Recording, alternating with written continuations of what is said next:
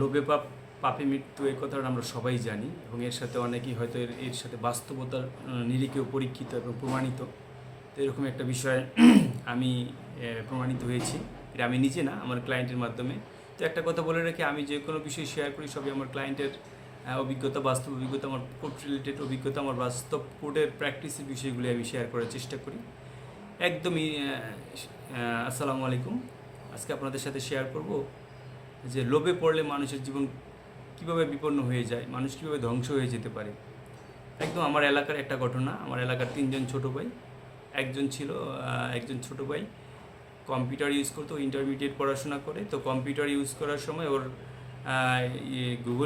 ইউটিউবে ঢুকে ও যখন কম্পিউটার দেখতেছিল, হঠাৎ করে ওর সামনে, এটা ওর জবানবন্দি বলছি আপনাদের সামনে, হঠাৎ করে ওর সামনে একটা 1000 টাকা নোট চলে আসে। তো ওর সাথে ওইটার কম্পিউটারের সাথে ওর প্রিন্টারও ছিল।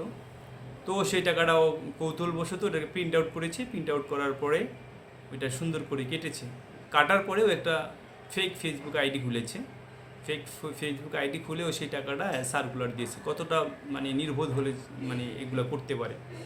তো দিয়ে ও বলে দিয়েছে যে এই টাকা বিক্রি হবে, জাল টাকা বিক্রি হবে। এভাবে করার পরে একজন লোক ওর সাথে ফোনে যোগাযোগ করেছে। ওর কাছে যোগাযোগ করার পর থেকে ওর কাছ থেকে 47,000 জাল, ও পরবর্তীতে ইউটিউব ঘেটে ঘেটে ও কীভাবে জাল নোট বানানো যায় সেটা শিখেছে। ভালোভাবে শিখে ঈদের আগে ও 47,000 একটা ওই ফেক আইডির মাধ্যমে একটা লোকের সাথে ও যোগাযোগ করে, সেই লোক বলেছে ওর টাকা লাগবে।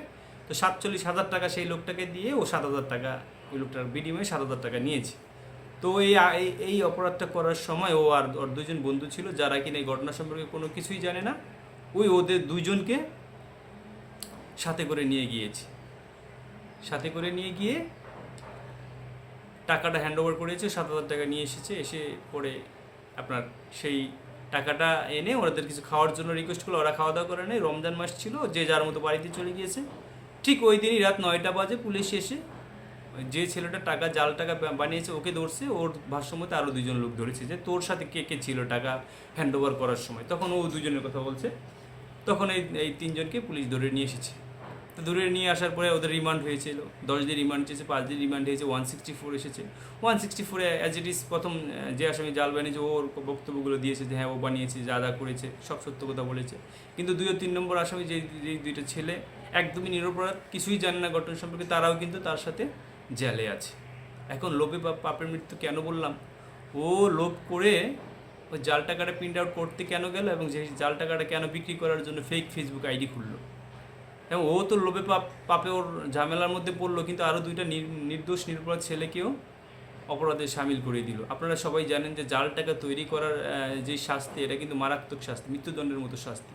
সর্বোচ্চ শাস্তি মৃত্যুদণ্ড এবং সর্বনিম্ন সাজা 14 বছর অথবা যাবজ্জীবন কারাদণ্ড। সুতরাং এমন বড় ধরনের একটা অপরাধ করেছে ও, কিন্তু মানে ওই প্রথম ঘটনা, কিন্তু এর আগে পরে কখনো কোথাও কোনো জাল টাকা বানায়নি, কোনো সাপ্লাইও দেয়নি। কিন্তু ফেসবুক ফেক আইডি খোলার কারণে যারা ইনফরমার আছে, আপনারা জানেন যে পুলিশের বিভিন্ন গোয়েন্দা সংস্থা আছে যারা বিভিন্ন সোর্সের মাধ্যমে সঠিক তথ্য সংগ্রহ করে এবং সেই তথ্যের মাধ্যমে আসামিকে শনাক্ত করতে সক্ষম হয়। তো এইটা ছিল সেরকম একটা পুলিশের ফাঁদ।